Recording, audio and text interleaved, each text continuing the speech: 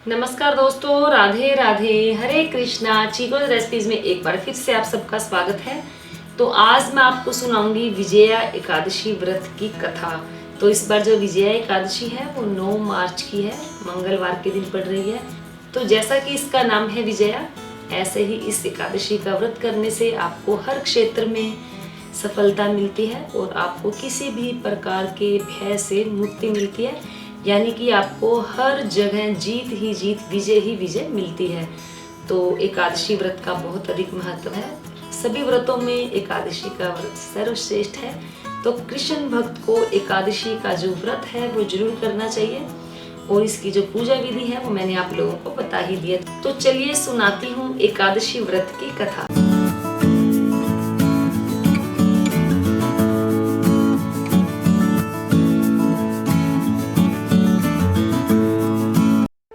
Subscribe करें chikoo recipes को और बेल आइकन को टैप करें मेरी हर वीडियो सबसे पहले देखने के लिए।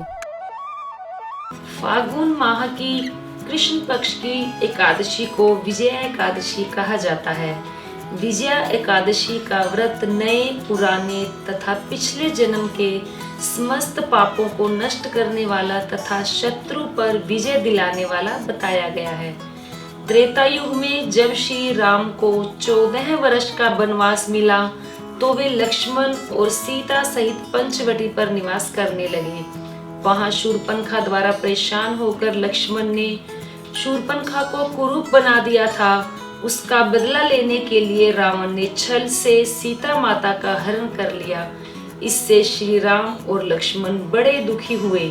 सीता माता को ढूंढते हुए वे दोनों जब श्रीमुख पर्वत के निकट आए तो वहां उनकी भेंट हनुमान जी से हुई। सुग्रीव से मित्रता करके श्री राम ने बाली का वध किया। हनुमान जी ने सीता माता का पता लगाकर श्री राम को बताया।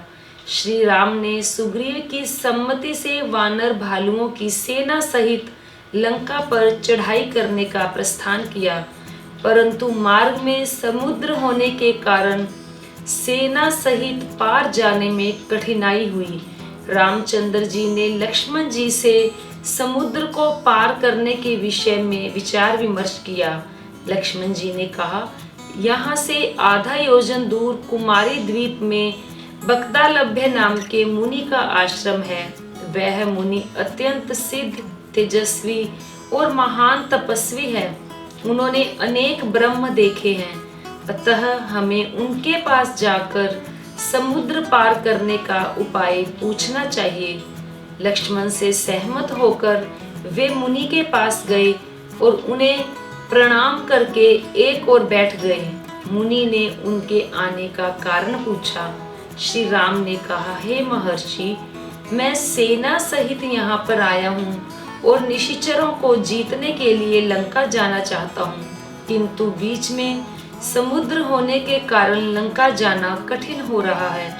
कृपया मुझे समुद्र पार करने का कोई सरल उपाय बताइए। मुनि ने कहा, हे राम जी, फागुन मास की कृष्ण पक्ष वाली एकादशी का व्रत करो। निश्चय ही आपको विजय प्राप्त होगी और सहज ही समुद्र को पार कर सकोगे। मैं इस व्रत की विधि बताता हूँ। दशमी के दिन स्वर्ण, चांदी, तांबा या मिट्टी का घड़ा जल से भरकर उसके ऊपर 5 पल्लव रखें, वेदिका पर स्थापित करें। उस घट के नीचे 7 प्रकार के अन्न और घट के ऊपर जौ रखकर श्री नारायण की प्रतिमा स्थापित करें। एकादशी के दिन स्नान आदि से निवृत्त होकर धूप, दीप, नैवेद्य, नारियल आदि से भगवान की पूजा करें। दिन भर व्रत रखें। रात्रि को जागरण कर भजन कीर्तन करते हुए दूसरे दिन अर्थात द्वादशी वाले दिन नदी या सरोवर पर स्नान करने के पश्चात उस घट को किसी विद्वान ब्राह्मण को दे दें। हे रामचंद्र जी, यदि आप इस व्रत को सेना नायकों के साथ करेंगे तो निश्चय ही आपको विजय प्राप्ति होगी।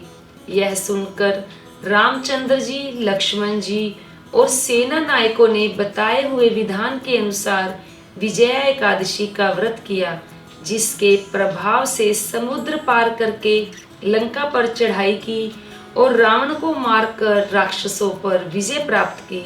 हे राजन, जो मनुष्य इस व्रत को करता है उसे दोनों लोकों में विजय प्राप्त होती है।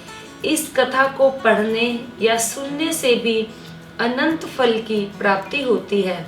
तो ये थी विजया एकादशी व्रत की कथा जो मैंने आपको सुनाई। उम्मीद करती हूँ जरूर पसंद आई होगी। तो लाइक करें, शेयर करें, चैनल को सब्सक्राइब करना बिल्कुल ना भूलें। हमेशा की तरह अपने सुझाव देते रहें। आज के लिए इतना ही, फिर मिलते हैं। धन्यवाद। हरे कृष्णा।